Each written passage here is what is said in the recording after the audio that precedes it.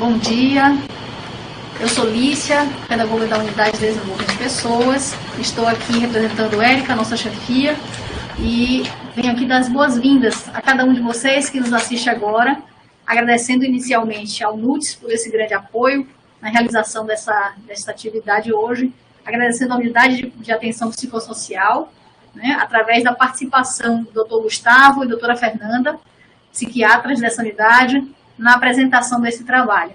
Então, um excelente aproveitamento de vocês, desse momento tão importante, da gente cuidar da nossa saúde mental, essa campanha que é desenvolvida pela UDP, do Janeiro Branco, que envolve várias atividades.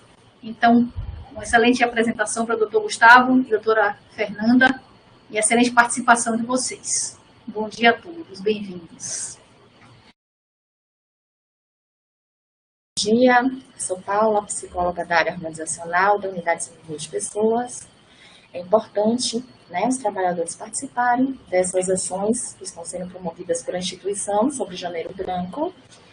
Hoje vamos ter aqui falar sobre saúde mental dos profissionais de saúde, um olhar sobre burnout, um tema muito relevante, muito importante. Janeiro é um momento importante para a gente repensar nossas condutas, nossas ações, nossos comportamentos, verificar como é que a gente está se sentindo e fazer um planejamento desse ano, em relação às nossas emoções. Vou apresentar agora a doutora Fernanda Corrêa, ela tem graduações na área de farmácia, medicina, residência em psiquiatria aqui pelo UFES, doutorado em medicina e saúde, programa de pós-graduação da UFBA, doutor Gustavo Leal, graduado em Medicina, residência em Psiquiatria no Instituto de Pesquisa lá de São Paulo, e mestrado em Medicina e Saúde também aqui pela UFBA. Então, aproveitem, sejam bem-vindos. Quem tiver alguma dúvida pontual pode fazer a sua colocação, mas vamos reservar também uns minutos finais, caso vocês queiram participar e tirar alguma dúvida. Tá? A dúvida pode ser feita através do microfone, vocês estão habilitados para isso, ou então através do chat, que vocês podem perguntar e ao final a gente vai ler as perguntas de todo mundo. Então aproveitem bem, a gente vai estar nesse momento até meio-dia e eu passo a palavra para o Dr. Gustavo. Olá, bom dia a todos. Como já apresentado, meu nome é Gustavo, eu sou psiquiatra aqui do UPS, já há alguns anos, e agradeço aí a oportunidade de estar falando aqui sobre esse tema tão importante. Agradeço ao UDP, ao NUTS e principalmente a participação de quem estiver aqui ou quem for nos ver aí posteriormente, que essa aula vai ficar gravada e será disponibilizada, porque muita gente não vai poder participar realmente agora e até justamente por conta do trabalho, por conta das demandas do trabalho, que vão dificultar, ou impossibilitar isso, e inclusive do que a gente vai falar aqui, O Janeiro Branco, então, é uma sinalização à saúde mental de uma maneira global, mas o foco que a gente, aqui hoje, eu e minha colega Fernanda, vamos tentar trazer um pouco, sobre esse aspecto mais direcionado ao trabalho, mais direcionado ao aspecto da saúde mental, emocional, psíquica, que é tão importante assim no nosso ambiente de trabalho, já que somos todos aqui colegas nesse hospital, nesse complexo hospitalar, na verdade, certo? E já começando com a aula, a discussão que a gente vai ter vai ser sobre a saúde mental, dos profissionais de saúde, com um foco, com um olhar mais direcionado sobre o burnout, que é um termo que se tornou muito conhecido e que a gente vai discutir um pouco sobre os significados, as implicações, o que é que seria, essa ideia, esse conceito do burnout, como a gente pensar sobre ele. Até em outros momentos houve uma discussão parecida, a gente vai tentar também atualizar para a situação atual que a gente está vivendo, já há quase um ano completando a pandemia, que é uma situação totalmente nova, especial, mas que gerou com certeza novos impactos. E assim, importante pensar isso, para quem seria a aula, como a gente está falando, maioria aqui profissionais diretamente ligados ao atendimento em saúde e outros profissionais que indiretamente em todo o funcionamento do hospital, né?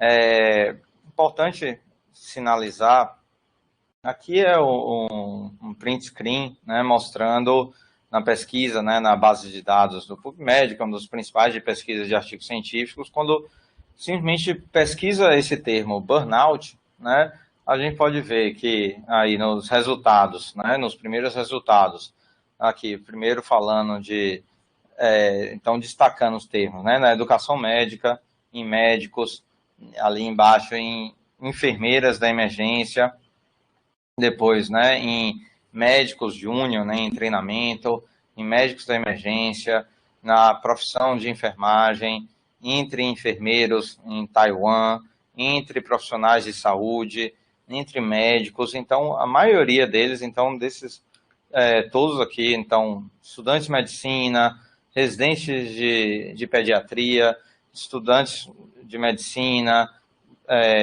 enfermeiras de transplante.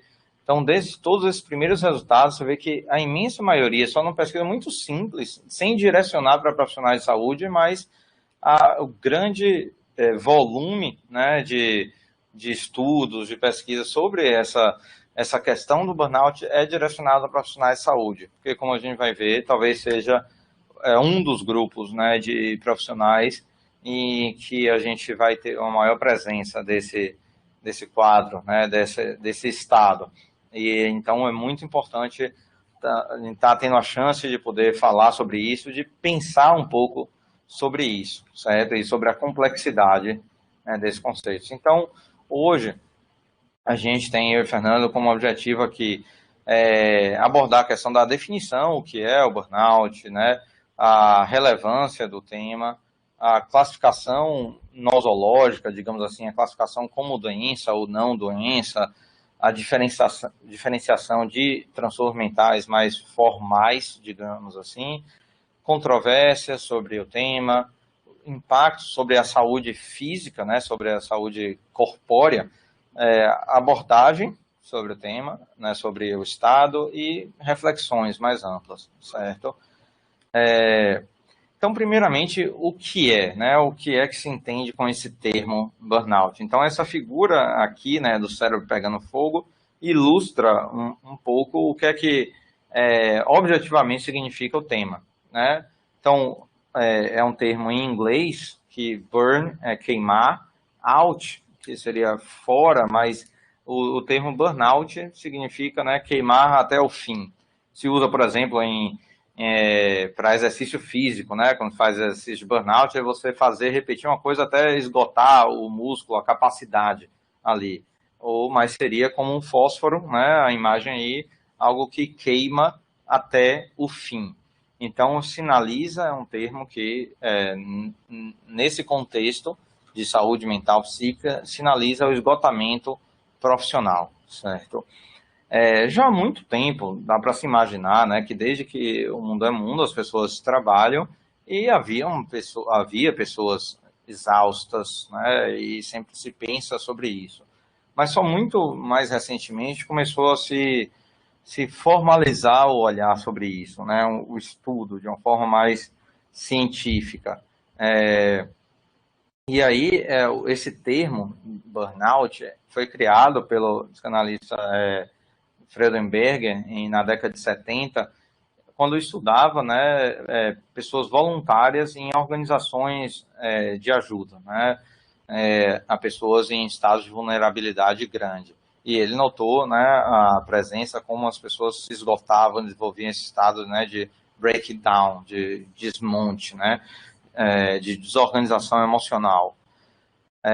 Isso aí depois é melhor estabelecido, esse termo, esse conceito, e quem levou a uma propagação maior desse conceito é a psicóloga, né, a Cristina Maslach, em que começou a estudar o padrão emocional no trabalho, principalmente de médicos e os profissionais de saúde e policiais, certo? E aí, à medida que ela foi estudando, ela foi percebendo alguns padrões e formalizando essa ideia do que hoje se entende como burnout. Então, Inicialmente era um conceito voltado, né, para a consequência do estresse em lidar com pessoas vulneráveis. Então era voltado inicialmente para essa ideia dos profissionais que lidavam com pessoas em situações de grande vulnerabilidade. Então, principalmente os profissionais de saúde, do serviço social, né, voluntários de maneira geral, né, em organizações altruístas, mas depois foi se expandindo na medida que essa nova ideia, né, de avaliar isso foi se expandindo para outras áreas, né, de profissionais, mas também com áreas em que envolvem um contato humano, né, profissional muito grande, como, por exemplo, educadores, professores, né, e policiais. Segundo um dos estudiosos, né, do burnout, percebe que na década de 90 começa a haver uma certa mudança no padrão, digamos assim, na origem da dinâmica do trabalho que leva a essa exaustão, em que inicialmente se percebia isso praticamente em profissionais que se dedicavam ao cuidado humano, né, então que buscavam ajuda de uma forma altruísta, muitas vezes de forma idealizada, isso que levava a esgotamento, e começa a se perceber esse esgotamento mais ligado não a essa busca de algo, de um ideal, mas ligado à extrema competitividade, né, tanto interna entre colegas quanto externa. Isso pelas modificações, né, das dinâmicas de trabalho. Então, o conceito é entendido como uma síndrome psicossocial, ou seja, um quadro que envolve sintomas, sinais, dentro de um contexto psíquico, né, e social. Então, é uma interface entre o indivíduo, né, e o meio que envolve ele, o meio social, nesse caso, mais especificamente, o trabalho. Então, o burnout é entendido como um sofrimento psíquico causado pela desadaptação crônica ao trabalho. Porque eu estou frisando essa questão de crônica, né? Que é algo necessariamente a longo prazo. Não confundir, por exemplo, com estresse agudo no trabalho, com um problema, né? Tipo, teve um problemão hoje, levou uma reclamação, mesmo que injusta, do chefe, um paciente criou alguma confusão que lhe deixou mal e chegou em casa muito mal, ainda desgastado, passou uma semana ruim, passou uma semana mais corrida, não é a isso que se refere, né, o burnout, mas uma questão crônica e progressiva, em que vai levando a alterações mais persistentes, né, afetivas, ou seja, né, emocionais, mas também cognitivas, ou seja, das funções como pensamento, atenção, raciocínio de maneira geral, memória, e também impactos físicos, né, impactos no corpo. Então, a Cristina Maslow, ela define, aqui eu coloquei a frase original no inglês, né, então, é uma resposta prolongada a estressores, né, crônicos, emocionais e interpessoais no trabalho. E é definido pelas 3 dimensões de exaustão, cinismo e ineficiência, que é o que vou abordar aqui. Então, esse é entendido como o tripé do burnout. Essas dimensões da exaustão emocional, que é o principal dos 3 pés, digamos assim, é o principal. A sensação de ineficiência ou baixa realização pessoal no trabalho, e o cinismo, que assim, aqui fica, né, em português fica meio estranho pelo conceito que geralmente se usa, né, de cinismo, então usando o termo despersonalização, que eu vou falar o que é que cada um deles se direciona. Então, a exaustão emocional, que é o principal, né, é uma sensação, como o nome diz, de esgotamento físico e mental. Está ligado ao sentimento de não dispor mais de energia, de sempre estar com uma figurinha à mostra aí, né, de estar no trabalho pensando em estar na cama, né, dormindo, e estar lá na cama já está preocupada, né, pensando no trabalho. e a falta de energia que isso causa. Então, ela está ali pensando, né, dá para ver que não está dormindo, diferentemente de quando ela está se imaginando e quando está no trabalho. Então, é uma sensação de ter chegado ao limite das possibilidades individuais, emocionais e físicas.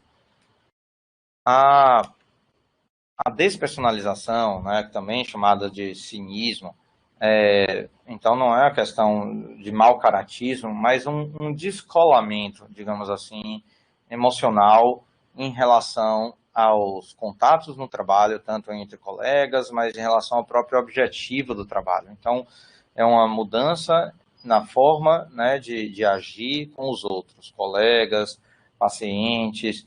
Então, passando a adotar um contato mais frio, impessoal, distanciado, muitas vezes assumindo sempre um ar mais irônico, sarcástico e indiferente aos resultados, ao que produz e tal. Então, o cinismo vem de uma corrente filosófica que era de viver sem estar muito preocupado com algumas convenções sociais e tal, então por isso esse nome.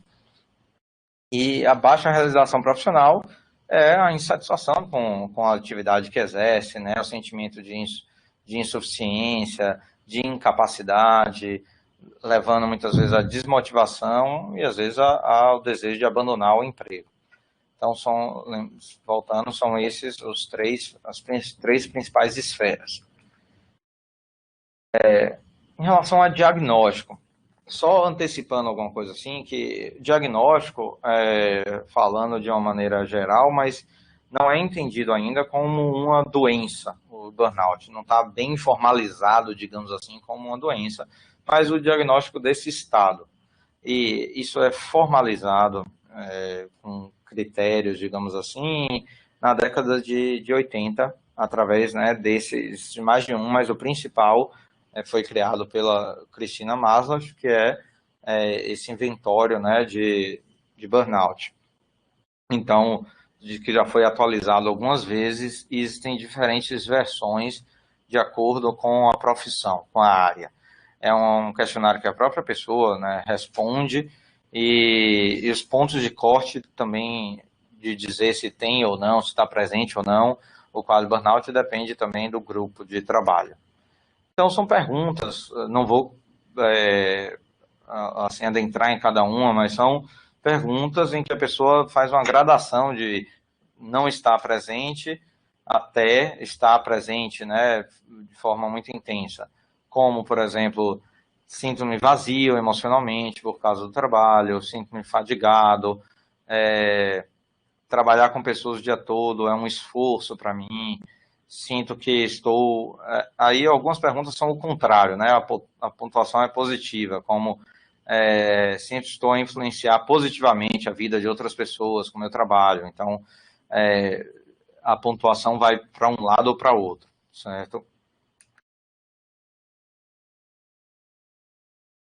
E aí os sintomas que poderiam estar associados ao quadro de burnout são também em diferentes áreas.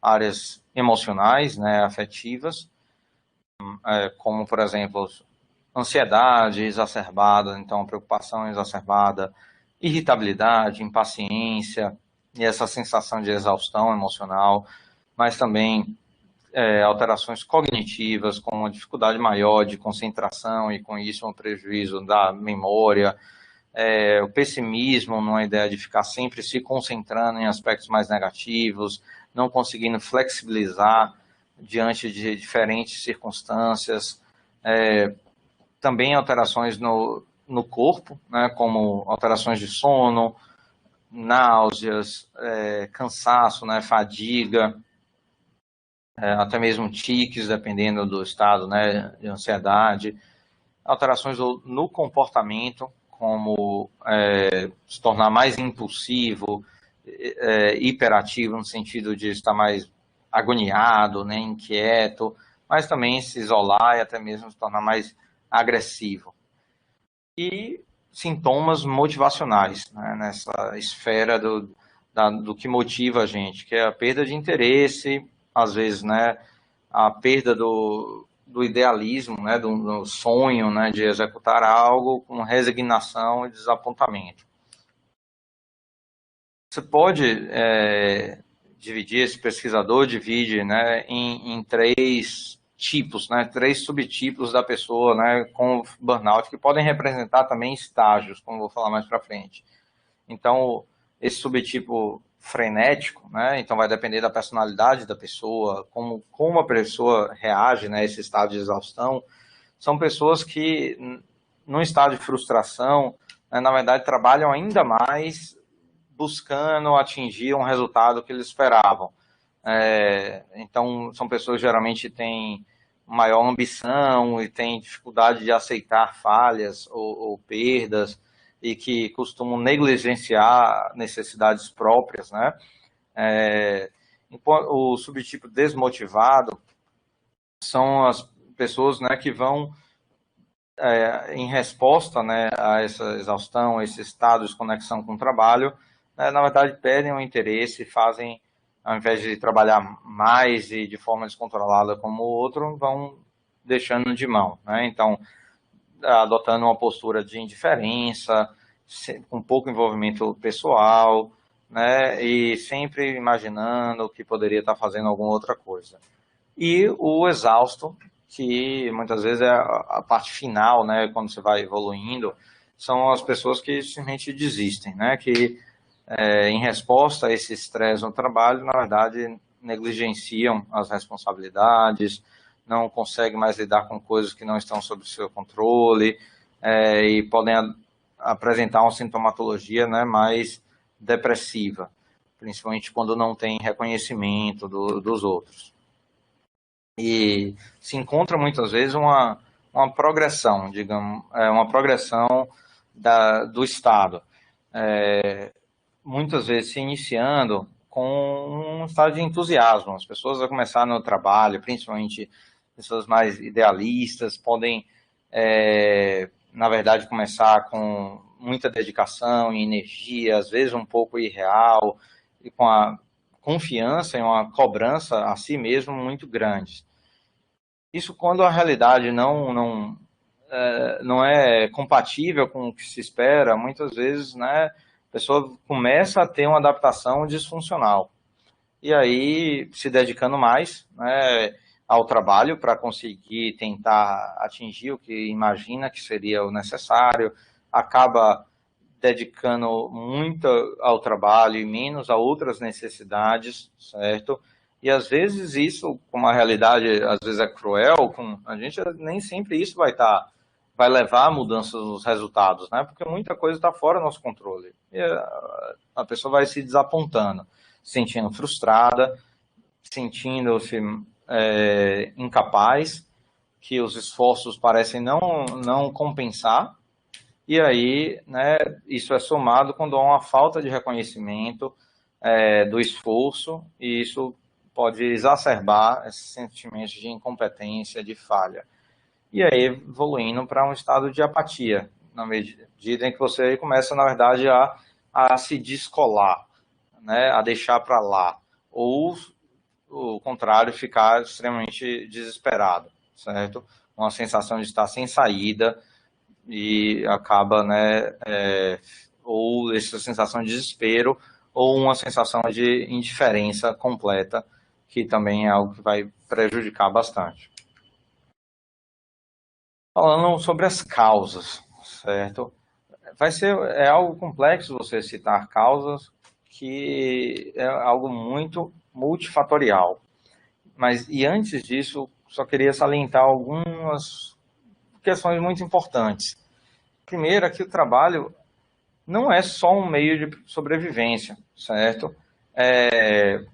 Ele claro, é o que traz o dinheiro, né, o que permite a gente ver, mas em muitas áreas, e aí quando entra na área de saúde, quando você trabalha em um ambiente muito amplo, como é um hospital aqui, por exemplo, também é um lugar onde você vai ter contato com muitas outras pessoas, né? Então, grande parte da nossa vida adulta a gente passa no trabalho. É lá que a gente passa grande parte do dia, às vezes da noite, né?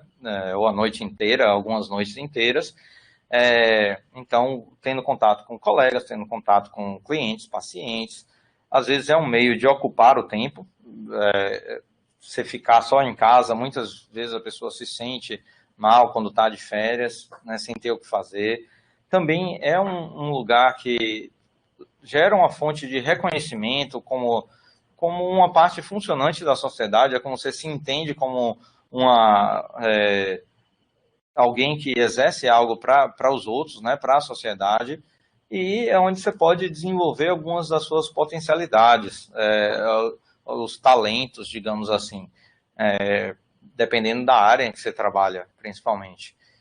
Então, é muito mais do que só o meio de sobreviver. E até conseguir diferenciar isso é importante para manter a saúde mental, o quanto é de cada uma dessas coisas. Mas trabalho ainda é trabalho. Ou seja, trabalho é algo que a gente, na maioria das vezes, a gente faz porque, apesar de ter todos esses aspectos positivos, a maioria das vezes a gente faz porque precisa. Né?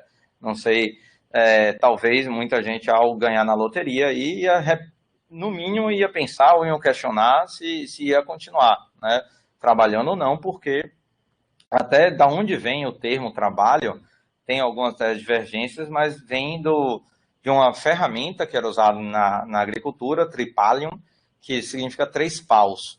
Era algo para separar o trigo, mas que depois fizeram versões maiores que eram usadas como uma ferramenta de tortura. Mais ou menos como uma cruz, certo? Então, daí que vem. Então, a origem do nome não é de algo agradável. Mas não quer dizer que seja totalmente, necessariamente desagradável. E o estresse, né, o que é que a gente tem como estresse, que é o conjunto de reações, tanto físicas, corpóreas ou psicológicas, a circunstâncias que necessitam de adaptações, de mudanças. Então, o trabalho envolve estresse, envolve necessidade de adaptação, de ajustamentos, porque você vai ter demandas do outro. E quando envolve outras pessoas, talvez as necessidades de adaptação vão ser ainda maiores, e talvez por isso que essas áreas, como a área de saúde, educação, que envolvem muito contato com pessoas, envolvam mais estresse. Então, alguns fatores de risco para o desenvolvimento do burnout, desse estado, a gente pode pensar tanto fatores situacionais, ou seja, do trabalho, do ambiente, quanto os fatores individuais, da própria pessoa. Que esse quadro de burnout pode acontecer tanto por um excessivo grau de exigências do meio, do ambiente, do trabalho em si, mas também por uma escassez de recursos da pessoa de lidar com isso. Então vai ser sempre essa gangorra. Então não é uma questão, na maioria das vezes, somente do externo, certo? Então, situacionais como as características do trabalho, as características ocupacionais, do que a pessoa faz em si, da organização do ambiente de trabalho, mas também os fatores pessoais, como fatores demográficos, que eu vou falar alguns traços de personalidade, características de quem a pessoa é, e as atitudes que essa pessoa tem para com o trabalho. Então, dos fatores situacionais, pode pensar, né, algumas questões mais laborais do trabalho de maneira geral, como um desequilíbrio, né, entre a demanda de trabalho e o tempo para fazer. Então, você tem o tempo que você tem para fazer as coisas não é suficiente. Né? Você ter papéis indefinidos, quando você não tem uma organização muito boa de quem faz o quê, isso muitas vezes gera confusão, gera desgaste, falta de suporte de chefes, de outras áreas, né? De suporte ao trabalhador, como é o que a gente está fazendo aqui, é o que a ODP e toda a equipe busca, né, ajudar nesse sentido, nesse suporte. O trabalhador não participar das decisões, então sentir só como uma peça executora e não decisória, então com baixa autonomia, ambientes de rivalidade, são todas características do trabalho que podem favorecer o desenvolvimento do burnout. Fatores, né, ocupacionais, como a dificuldade na interação com clientes, pacientes, né, contato frequente com pacientes crônicos, em que você não consegue, de fato, que a realidade é que você, às vezes, não consegue melhorar o quadro do paciente, não vai conseguir reverter, porque é a realidade do quadro.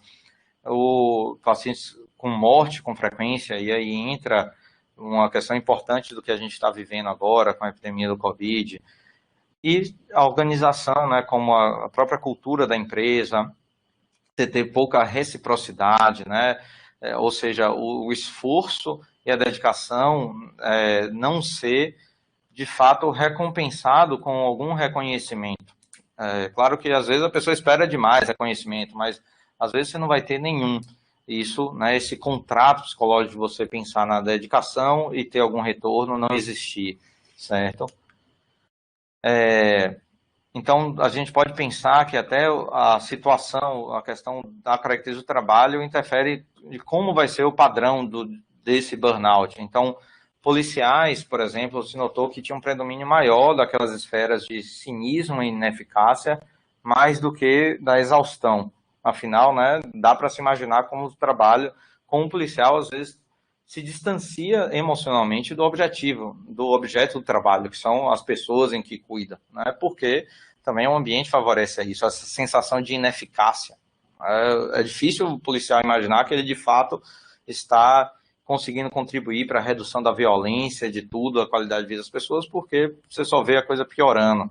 Professores já pontuam mais na esfera da exaustão. Então, conseguem até não se sentir tanto ineficazes, mas mais exaustos. Enquanto médicos e outros profissionais de saúde pontuam mais na área de ineficácia. Talvez também pela própria natureza do trabalho, que às vezes envolvem coisas que são, de fato, irremediáveis, como algumas situações de morte ou de adoecimento progressivo, certo? E aí, agora falando dos fatores individuais, da própria pessoa. Então, você tem os fatores demográficos, então a idade é mais comum em jovens do que em pessoas mais velhas. Talvez, aí se tem uma dúvida se é porque as características da juventude de ser mais idealista, de ficar mais sonhador e não se conformar muito, ou é só porque as pessoas que acabam abandonando o trabalho antes e por isso você não detecta em pessoas mais velhas. Parece ter mais em jovem. É mais comum a esfera do cinismo em homens, enquanto da exaustão em mulheres. Em relação ao estado civil, solteiros apresentam um risco maior, né, do que casados ou divorciados. Você imagina até, mas a demanda deveria ser maior em casa, né?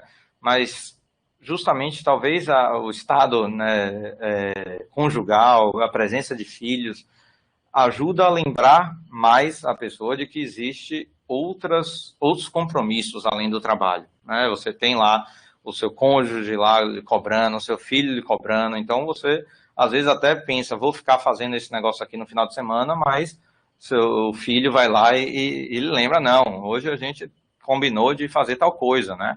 Então isso pode ser um fator de proteção, apesar de dar trabalho, né? Um casamento, filhos dão trabalho, mas é um trabalho talvez de uma outra natureza, né? E nível educacional mais alto também está associado a maiores taxas. Você pode ter várias interpretações disso. Uma delas é que, né, geralmente a pessoa se engaja em atividades em que se envolve mais emocionalmente com o trabalho e que podem ser pessoas que esperam mais do mundo, né, de retorno. Eu tenho tal nível, né, eu merecia estar tendo um reconhecimento maior.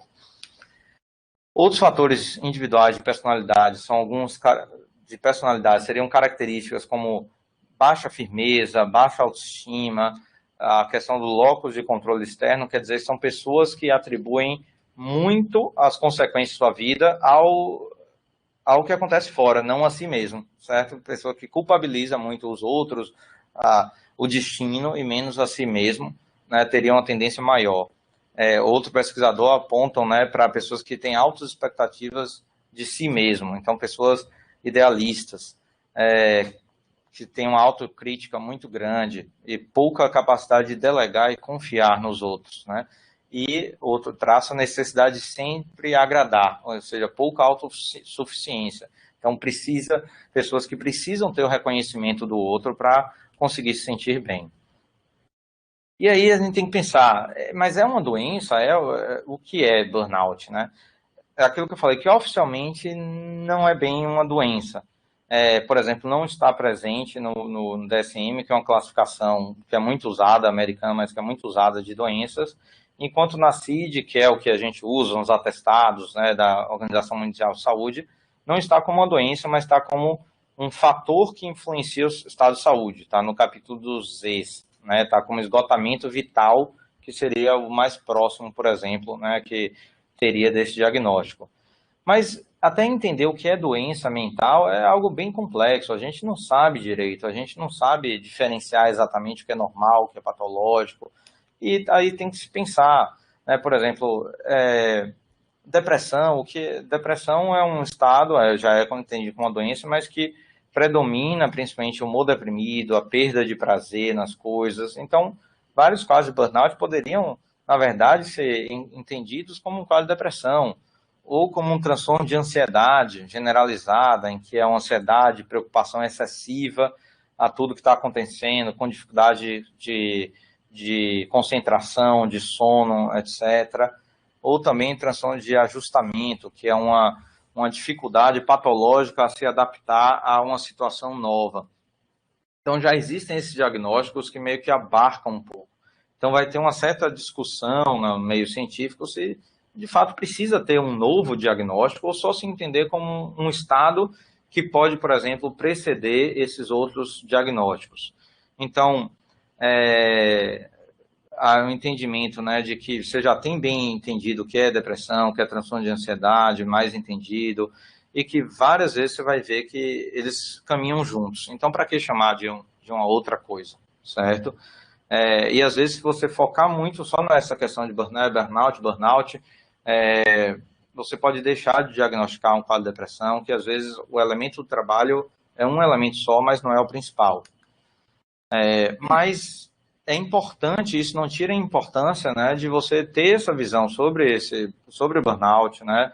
Você tem instrumentos como aquele questionário que eu falei, que já foi bem mostrado, que ajudam a identificar. Então, não quer dizer que você vai ter uma nova doença, mas sim um estado, né, emocional relacionado ao trabalho, e que você conseguir ver isso, ter uma atenção sobre isso, ajuda a pensar, né, sobre o que fazer, né, entendendo que isso tem consequências, como eu falei, tanto psíquicas quanto físicas também, que é o que agora, né, minha colega Fernanda aí vai complementar e continuar, tá bom? Bom dia, gente. Gostaria de agradecer por estar participando desse evento, junto aqui com o Gustavo. Eu, ao contrário de Gustavo, tenho menos tempo na casa, apesar de ter sido residente aqui, fui recentemente contratada. É para mim uma honra fazer parte dessa discussão com ele e também agradecer a Paula, que representou o DP, para nos fazer esse convite. Eu acho que depois dessa explanação toda de Gustavo, talvez vocês não tenham dúvidas mais do que seria a síndrome burnout. Mas só para a gente retomar aqui e falar dos impactos, a síndrome ela é caracterizada, como o Gustavo explicou muito bem, por um excessivo carga de estresse por período prolongado e de forma crônica. E claro que vai estar relacionado com uma série de fatores, que, como ele bem disse, que são características do indivíduo, do ambiente e do próprio trabalho, a própria demanda que esse trabalho requer. E para entender tudo isso etiologicamente, precisamos compreender dentro de uma concepção sociopsicológica, e daí esse entendimento das 3 esferas que seriam a tríade de caracterização do burnout, que é justamente o esgotamento emocional, esse distanciamento afetivo no trabalho e também os impactos relacionados à baixa satisfação no trabalho. Então, desde o final da década de 80, início da década de 90, existe esse boom, essa eclosão sobre esse tema, que é o burnout. E existem já revisões, dados científicos de revisão sistemática e meta-análise de cerca de 485 estudos que relacionou a satisfação do trabalho com bem-estar físico e mental. Então, a associação contrária, ou seja, uma insatisfação no trabalho, tem uma correlação também com problemas mentais e psicológicos. E, além de sintomas depressivos, ansiosos e uma baixa autoestima, a gente também tem o burnout. Bom, além desses transtornos outros que foram mensurados por Gustavo, que é importante fazer um diagnóstico diferencial para entendimento, nós também temos comorbidades associadas. Então, o paciente que eu estou aqui chamando de paciente como se fosse uma doença, né? Mas aquele indivíduo que está enfrentando esse estado de estresse, ele está propenso, de acordo com dados, de desenvolver uma dependência química, tanto associada ao aumento de ingesta de uso abusivo de algumas substâncias como álcool, tabagismo, uso de benzodiazepínicos. Existem colegas que precisam sair para trabalhar em decorrência da exaustão emocional causada pelo ambiente de trabalho, doses cada vez mais altas de benzodiazepínico, e isso está atrelado a uma série de consequências. Além disso, existe uma relação entre aumento de estresse, burnout e uma própria evolução para um episódio depressivo, que caracterizaria um quadro mais grave, que requer uma demanda e condutas de maiores proporções, e, consequentemente, levar o indivíduo a maiores taxas de suicídio, inicialmente com ideação e tentativas de suicídio. E essa relação de suicídio e gênero é algo, até por conta da poucos dados que temos de precisão de dados, é algo incerto, porque varia muito dentro das profissões de saúde, mas as mulheres, as médicas, de acordo com esses dados, elas tendem a cometer mais suicídio quando comparadas às outras mulheres da população geral. E esse aumento chega a 130%. No caso dos médicos, a 40%, quando comparado com homens da população geral. Além disso, tem as condições de saúde clínica, que estão atreladas também ao burnout, que seria o risco cardiovascular, com maiores índices de infarto agudo do miocárdio, doença coronariana, aterosclerose, quadros inflamatórios de maneira geral, uma susceptibilidade maior a adquirir infecção em decorrência da piora da imunidade do indivíduo.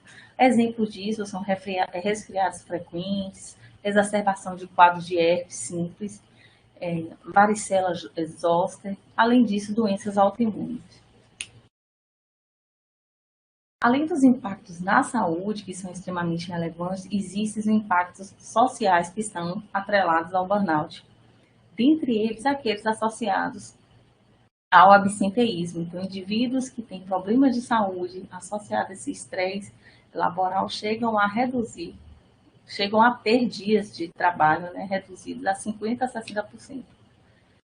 É um nível extremamente expressivo. Nos Estados Unidos, por exemplo, os custos associados chegam a 300 bilhões de dólares perdidos anualmente como resultado de baixo índice de produtividade, absenteísmo laboral, custos de saúde relacionados ao estresse. Como eu disse anteriormente, esses estudos que são feitos ao redor do mundo, eles são muito heterogêneos e a gente não consegue ter uma validade externa para poder ter um entendimento global do burnout. Então, os dados que a gente tem, por exemplo, no Brasil, ainda são escassos, né? E faltam dados mais amplos e confiáveis para se pensar e entender, assim como para tentar prevenir o burnout. Porque a conduta acaba sendo muito variável e as tentativas para tal, em decorrência da heterogeneidade das profissões, das outras características que envolvem a estrutura do serviço em que aquele indivíduo está atrelado, assim como as características individuais, como já foi mencionado. Aqui eu trouxe, na verdade, uma relação entre fatores de risco para aumento de custos médicos, que a depressão chega a aumentar os custos médicos em 70% e o aumento do estresse associado à incapacidade do funcionário em lidar com esse estado de exaustão emocional, de insatisfação no trabalho, acaba aumentando em 46%, que totalizaria cerca de 147% a mais de custos atrelados ao burnout. Entre médicos, eu trouxe aqui os dados de médico, mas acaba aplicando também para outros profissionais de saúde, o que a gente tem é um efeito cascata.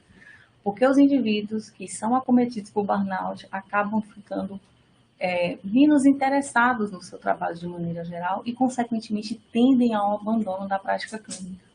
Isso, consequentemente, vai trazer problemas para aquelas pessoas que são assistidas, uma vez que uma diminuição de profissionais na área vai acabar sobrecarregando o sistema, que já é escasso se a gente pensa na realidade como a nossa, e isso acaba limitando a assistência à população.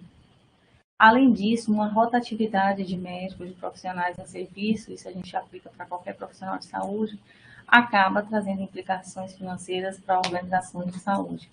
Porque você vai demitir mais, admitir mais, gastar mais com treinamentos que é necessário para aquele indivíduo se adaptar àquela nova realidade, àquele serviço que ele está se integrando.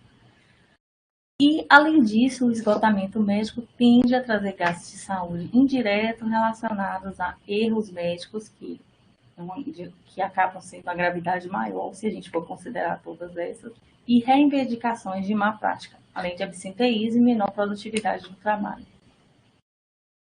Bom, como o Gustavo já havia falado, os profissionais de saúde, eles ocupam o topo do ranking daquelas pessoas acometidas em burnout no ambiente de trabalho.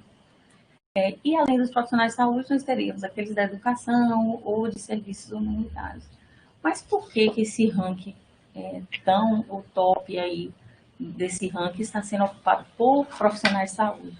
Justamente porque no serviço de saúde, eles precisam estar funcionando de forma continuada. Independente de feriado ou qualquer coisa que seja, o hospital está sempre funcionando. Consequentemente, existe a necessidade de ter sempre um pessoal, uma equipe envolvida nesse funcionamento do serviço. Além disso, trabalhar na assistência, em especial quando nós pensamos em cuidadores, na equipe de enfermagem, que ficam o maior tempo lidando com o paciente, lidando com os problemas, lidando muitas das vezes com as insatisfações da família, em decorrência das demandas outras, isso acaba, consequentemente, gerando uma maior carga de estresse. Em especial quando a gente pensa que esses indivíduos estão alocados em unidades onde requeram decisões mais rápidas e difíceis, como por exemplo, emergência e unidade de terapia intensiva. E não é à toa que 26% das enfermeiras de emergência, 50% dos médicos intensivistas e 51% dos oncologistas, que são aqueles profissionais que acabam lidando com a demanda de estresse maior, acabam sendo acometidos de forma bastante expressiva. Bom, e esse impacto na prática médica aponta para uma associação, né? Nós acreditamos aqui que uma das principais consequências acaba sendo aquele que é assistido por esses profissionais, né? Então, aqueles médicos que têm um burnout dentro dessa equipe de saúde acaba acarretando um risco maior de má prática. Dobra o risco de erros, aumento de chances de ser envolvidos em processos em decorrência disso. E existe também, parece que essa relação ocorre de forma bidirecional, no sentido de que burnout acaba implicando em maior número de erros, assim como o contrário também é verdadeiro. O maior número de erros pode acarretar maior exaustão emocional e, consequentemente, a síndrome de burnout. Bom, e o burnout e a Covid, né? A Covid se configura com o marco do ano como uma grande catástrofe, né, para a saúde, em todos os aspectos, inclusive sendo considerada também uma pandemia psicológica em decorrência do nível de estresse atrelado para a população geral e de forma ainda mais expressiva entre os profissionais de saúde, uma vez que lidam diretamente com famílias, pessoas adoecidas, precisam retornar para casa e muitas das vezes as estratégias de isolamento acabam sendo muito dificultadas, não existe muita opção, o medo de contaminar familiares, o medo de desfechos negativos. Então, isso acabou ocasionando um aumento do adoecimento em saúde mental, em decorrência dessa dinâmica alterada social, laboral, porque muitas das vezes indivíduos precisaram ser relocados no seu ambiente de trabalho, e considerando a realidade de alguns países, como por exemplo o nosso, não existia um tempo apto de treinamento para que eles fossem inseridos e lidassem com pacientes de um nível de gravidade maior. Isso, sem dúvida, acaba sobrecarregando e levando a uma carga de estresse muito elevada. E, além disso, essa pandemia trouxe a necessidade de frisar a necessidade de um aumento de intervenções organizacionais relacionadas ao trabalho.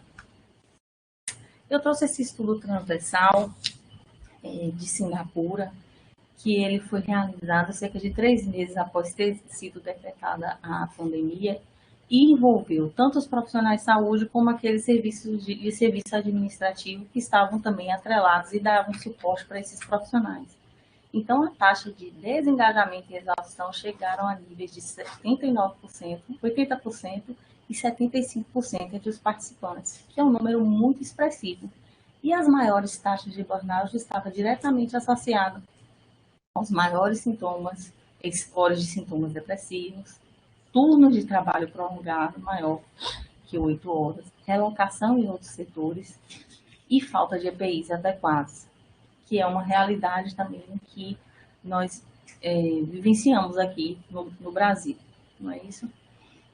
Bom, então, e acabou sendo observado também dentro desse contexto que os maiores índices de estresse laboral estavam diretamente relacionados com a piora da assistência a esses pacientes.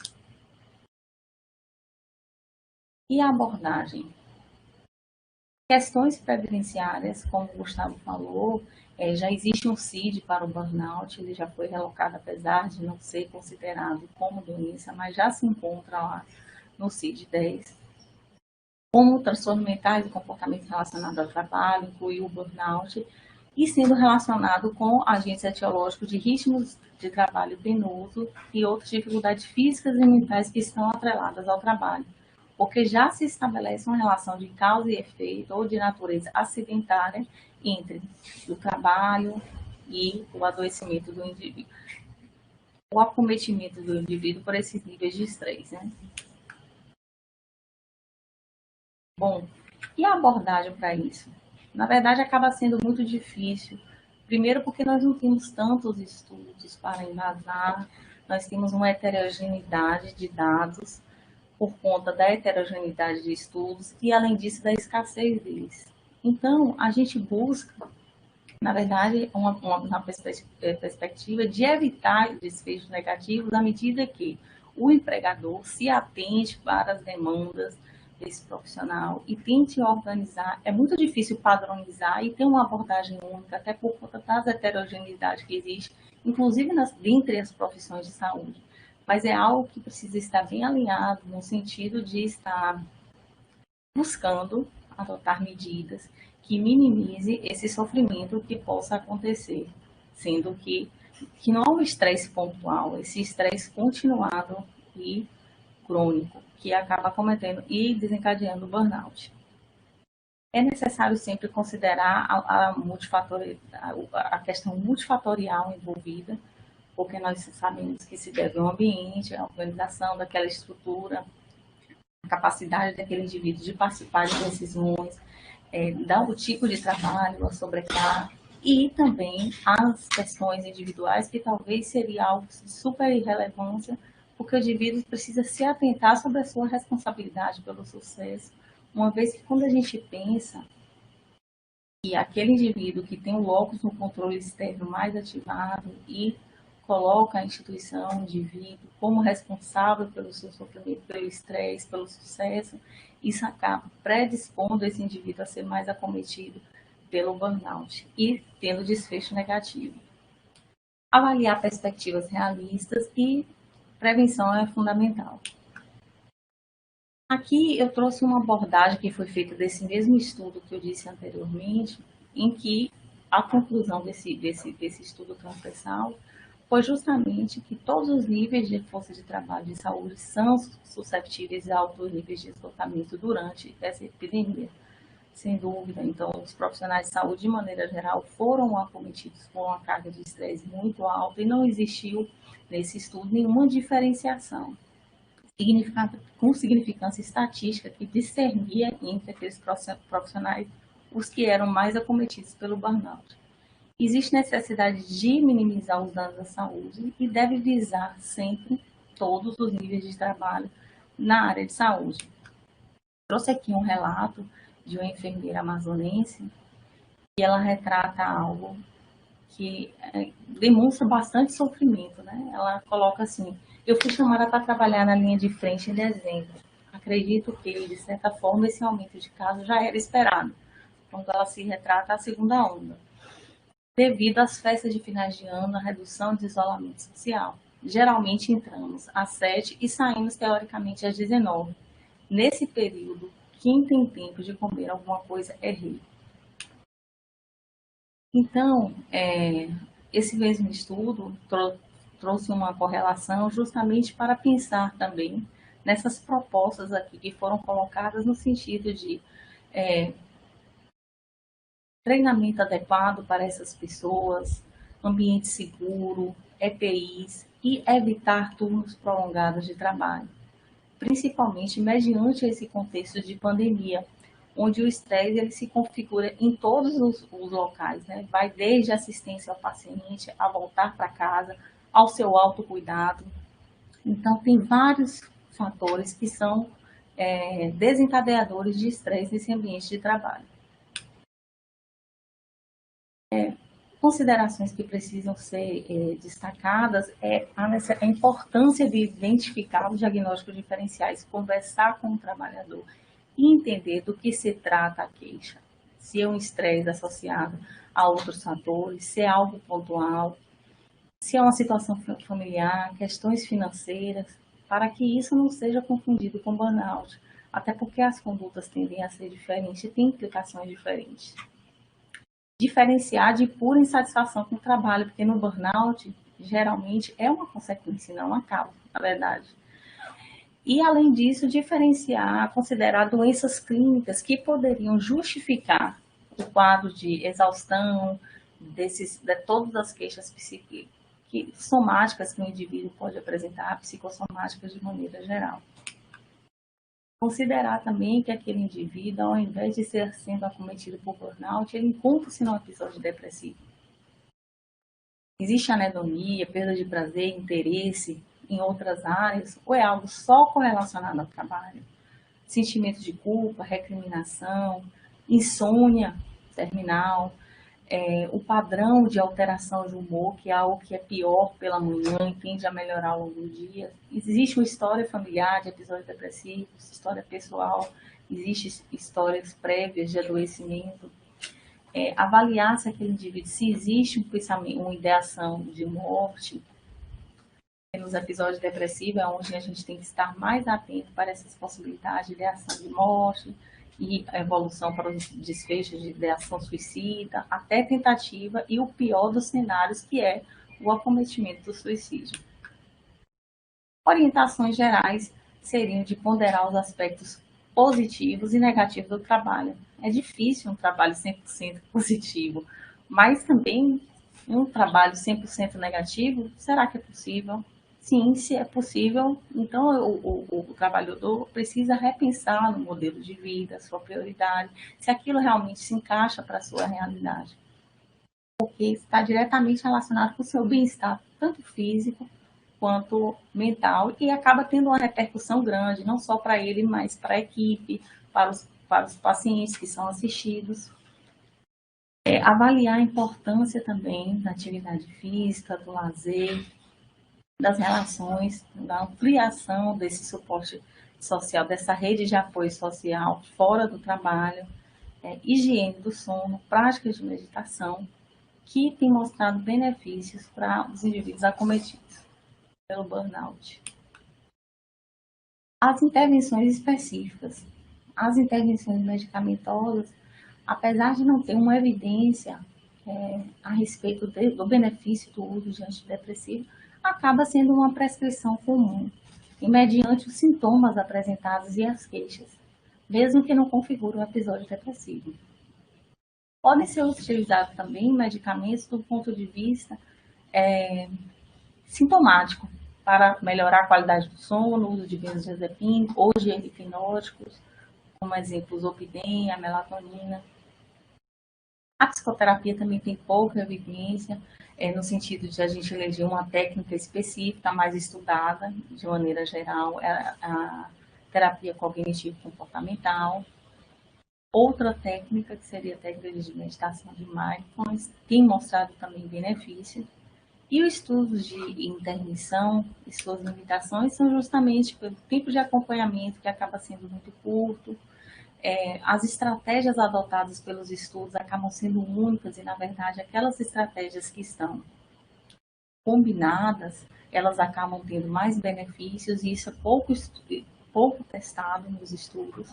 Escassez de ensaios clínicos, porque os ensaios que são realizados, eles têm um número pequeno de instituições, tem um envolvimento pequeno, um N muito pequeno para a gente utilizar como validação externa, para usar aqueles dados e replicar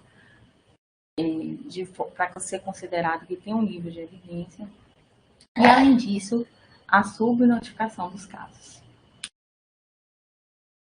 Bom, o nosso muito obrigado pela atenção de todos vocês, em especial para quem está participando, quem está nos assistindo, e estamos à disposição para as dúvidas que tiverem. Obrigada. Obrigado também a todos, estamos aqui à disposição.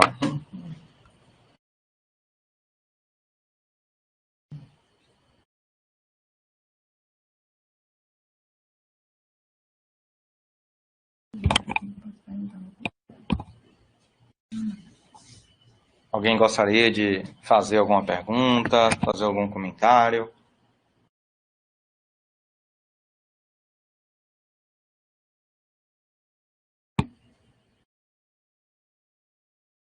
Nós que agradecemos, Luciano.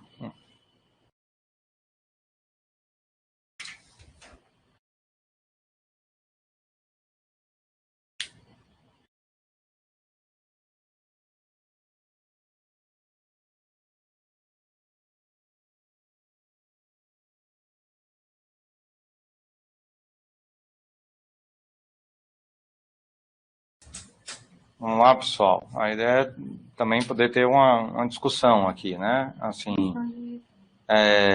claro, né, justamente para pensar sobre, né? Não é algo, como falamos, que tem, vamos dizer, umas soluções ou uma prescrição simples, algo direcionado aqui. Então, já que falamos sobre a síndrome, como trabalharmos na prevenção do trabalhador. No caso, seria como trabalhar na prevenção para que o trabalhador desenvolva, né, prevenir que desenvolva burnout, seria isso? Que é justamente o que estava sendo abordado aqui na questão, né, de tanto das características, né, de que levam nas causas, né, de como isso pode ser abordado, né, que é o que a gente está falando. Fernanda, quer comentar algo aí? Ou?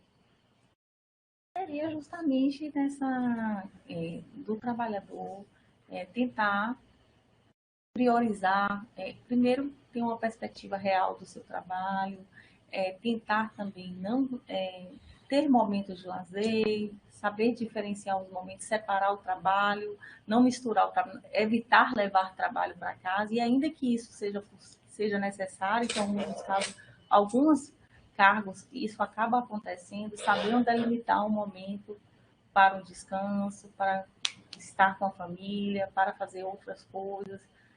A profilaxia da saúde mental, ou atentar para, quando algo não estiver bem, procurar uma ajuda precoce, ao invés de esperar um desfecho negativo acontecer, que na maioria das vezes é o que acaba acontecendo por negligenciar esse autocuidado, que é super importante, E é um dos temas dessa campanha, né? Que é o Janeiro Branco.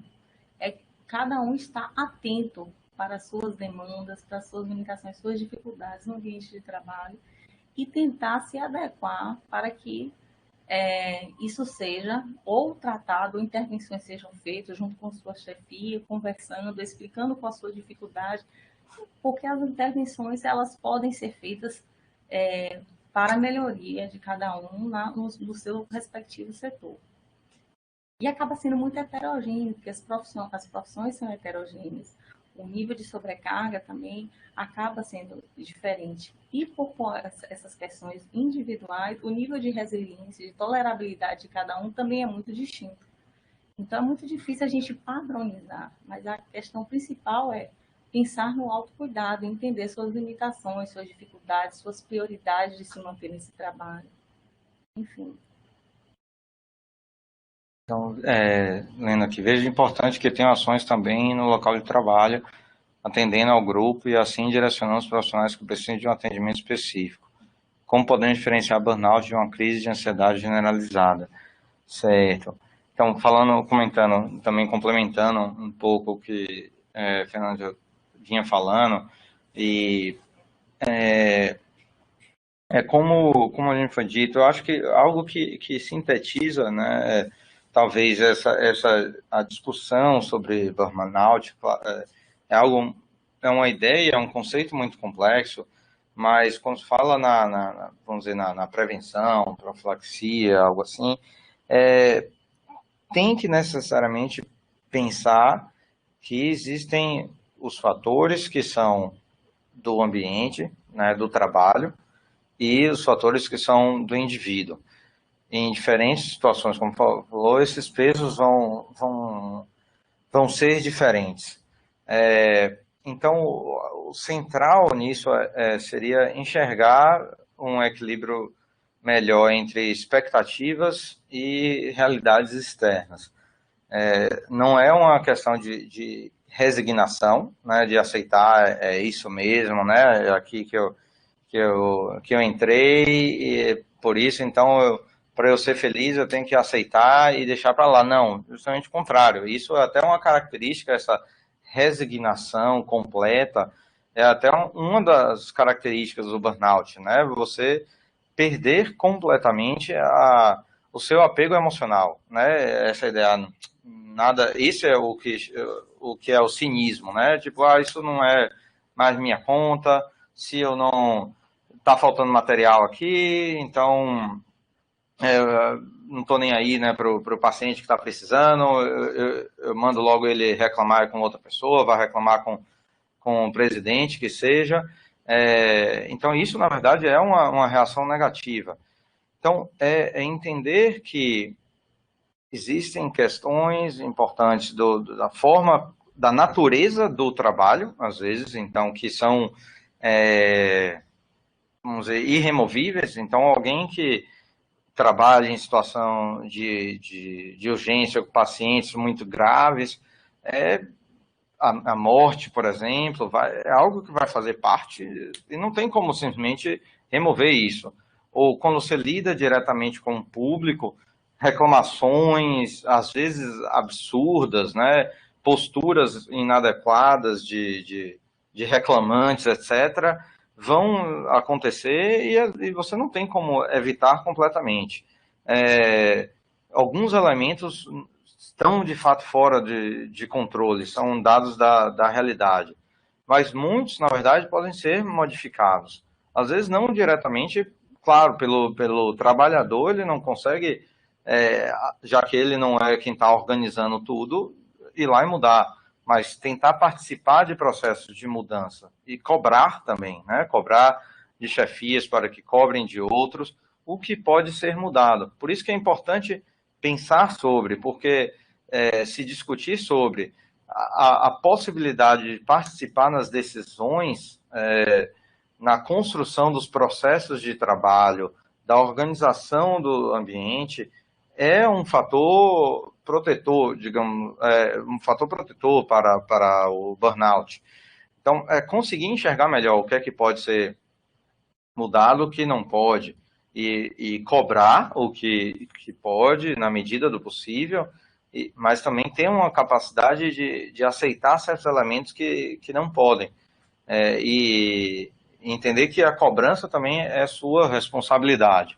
A gente tem inúmeras dificuldades e isso vai frustrar muitas vezes, vai irritar, mas é importante se policiar para que isso não vá gerando um estado em que você cada vez mais se afasta dessa própria contato emocional com o trabalho, com as pessoas, com os pacientes, e aí deixa de cobrar, mas também deixa de fazer o que você pode, né?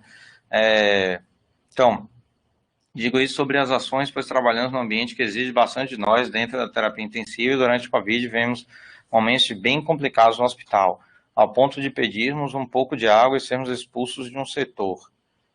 As ações que tivemos ocorrerão dos próprios trabalhadores e coordenação da UTI, que nos unimos para vencer o grande desafio. Sinto falta de mais cuidado com os trabalhadores. Sim, então, muitas vezes vai haver negligência por parte de gestores, ou negligência ou impossibilidade também. Então, é uma batalha, dependendo de onde se está, é uma batalha que você vai ter que ter com as suas próprias, né, expectativas, com o que você pode estar cobrando. É isso, não é simplesmente aceitar, mas às vezes também entender a realidade de onde se está. Se a pessoa também está sempre no mecanismo de deveria ser assim, isso pode ir correndo também emocionalmente, né? Sempre se imaginando em outro lugar, sempre atribuindo tudo. Existe um equilíbrio, né, das coisas. Eu acho que esse é o foco. Mas situações absurdas não são para ser aceitadas. Inclusive, existem veículos, né, de denúncia, né, de más condições de trabalho e tudo mais. Então, é importante estar atento a isso e entender que a gente tem que ir buscando as formas, a gente tem que olhar para dentro, né, olhar o que é que a gente está fazendo com a nossa vida no trabalho e a nossa vida fora, mas olhar também para o que se pode fazer para mudar o ambiente que a gente muda, que a gente trabalha. Não vai ter, de fato, uma solução simples, porque a gente enfrenta dificuldades reais, né? Mas é importante estar pensando sobre isso, né? E aí estar buscando na medida do que é possível, e às vezes aceitar, né? Tipo, que tentou fazer e tentou cobrar e não conseguiu, e aí pensar até que atitude você deve cobrar, porque também se esgotando, fazendo tudo o que você imagina. É a questão do idealismo, né? Também, quando é demais, quando você tem uma expectativa muito grande sobre si mesmo, sobre até sua própria capacidade de agir sobre algumas coisas, isso está fora da realidade, isso também vai contribuir para seu autodesgaste. Então, ter uma ideia da realidade interna e da externa para evitar esse desequilíbrio para um desespero completo, mas evoluindo, né, para um desapego completo. Eu acho que essa é a principal questão. Como a gente lida diretamente com pessoas, com humanos, isso, você equilibrar expectativas torna ainda mais difícil, né? Assim, e a outra pergunta foi como podemos diferenciar burnout de uma crise de ansiedade generalizada.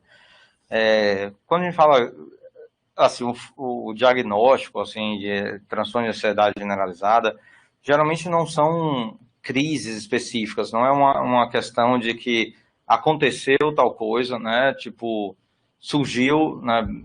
Bateu o carro, teve um negócio e aí vai ter que gastar não sei quantos mil que não tem e está apertado, ou alguém ficou doente de repente, e aí você está muito desgastado com isso. Isso não é o que se entende, né, formalmente como uma ansiedade generalizada, mas sim como uma mudança do padrão de personalidade, né, da pessoa, do padrão de agir frente às situações, entrando de uma forma persistente num estado de preocupação excessiva em relação a várias coisas da vida cotidiana. Então, a pessoa está quase constantemente antecipando de uma forma catastrófica coisas do dia a dia, que envolvem trabalho, mas envolvem outras coisas também. Então, vai chegar uma visita, tal dia que não sei o que, e como é que eu vou, o exame que eu fiz, e qual vai ser o resultado, e eu não sei, e aí não consegue se concentrar.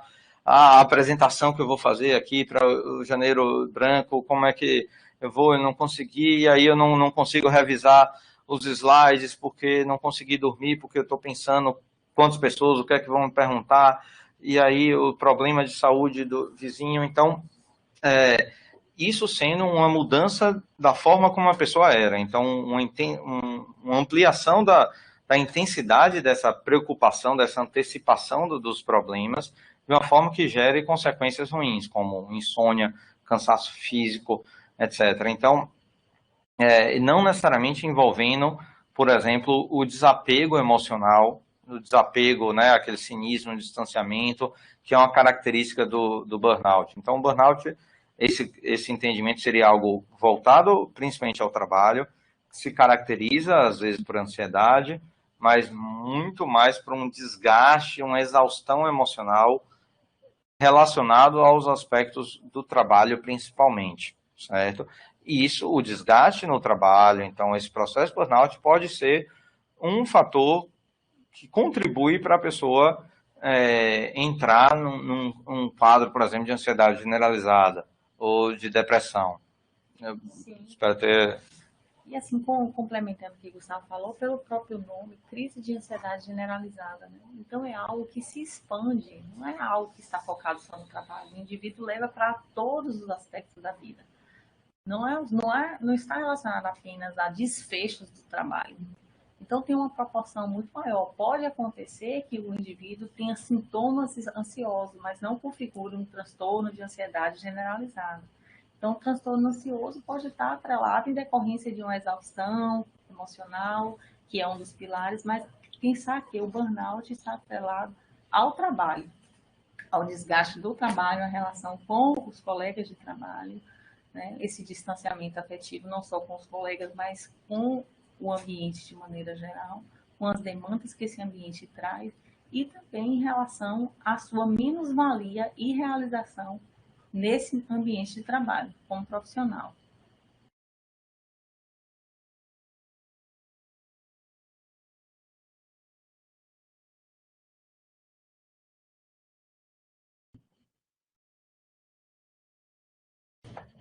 Alguém gostaria de comentar mais alguma coisa?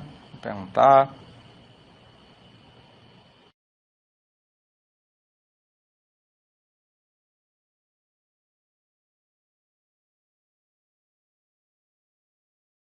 Não.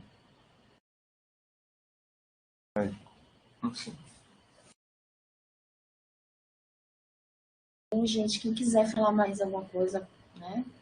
Está aí aberto para quem quiser se colocar. O importante do que eles falaram aqui é a questão do autocuidado, da autoconsciência, né? De como é que meu comportamento está mudando, como é que estão as emoções, e tem uma abertura pessoal também para poder procurar ajuda. Né? Os profissionais de saúde, né, da área de saúde mental, só pode ajudar um profissional ou alguém se esse profissional também tiver essa abertura para ser ajudado. Então, buscar quais são os canais aqui na instituição que eu posso recorrer. Aqui eu posso recorrer aqui, nesse ambiente. Né? Então, a gente tem a UDP, que é a nossa Unidade de Desenvolvimento de Pessoas, tem a Psicologia Organizacional, que faz todo o trabalho de apoio e acolhimento aos trabalhadores. Então, vocês podem entrar em contato lá. A gente tem um canal de e-mail, a gente tem um projeto, eu e Maíra, né, que somos as psicólogas organizacionais. Então, tem um projeto Acolher, que a gente faz, dá todo esse apoio aos profissionais, fazendo encaminhamentos, fazendo trabalhos em grupos também, teve a pergunta relacionada a isso. Então, o trabalho de desenvolvimento de equipe é importante. Né? Então, assim, a gente faz os direcionamentos necessários para um trabalho de psicoterapia, para aqueles que têm interesse em relação a isso. Né? Sempre em parceria com a psiquiatria, quando a gente precisa também. E a psicologia hospitalar.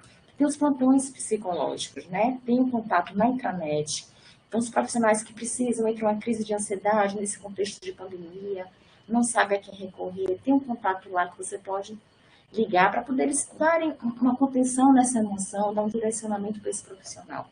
Então, assim, vocês não estão sozinhos. É importante, primeiro, a autoconsciência de saber, eu não estou mudando meu comportamento, minha emoção não está legal. O que é que eu posso fazer? Então, não se sintam sozinhos, procurem ajuda. Isso é importante, essa campanha é importante justamente para a gente refletir sobre isso. Né? Temos profissionais capacitados aqui que pode dar um direcionamento adequado para vocês.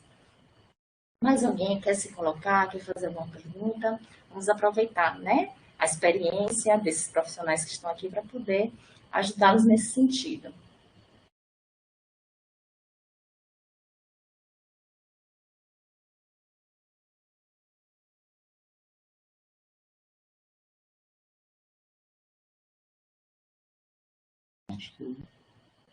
E aí? Okay? Nossa. Certo. Eu agradeço, né, a tempo aí de todo mundo aí, né, que pôde aqui escutar, né, então, e só reforçando, é um lembrete, né, todas essas ações realizadas, né, de a gente poder olhar mais para a gente mesmo, para o nosso ambiente, né, e aí construir espaços, né, de pensar juntos, de como poder melhorar as coisas, né, e terem, né, e ter um impacto mais positivo para todo mundo. Então, obrigado mais uma vez, um bom dia aí, um bom final de semana que está iniciando.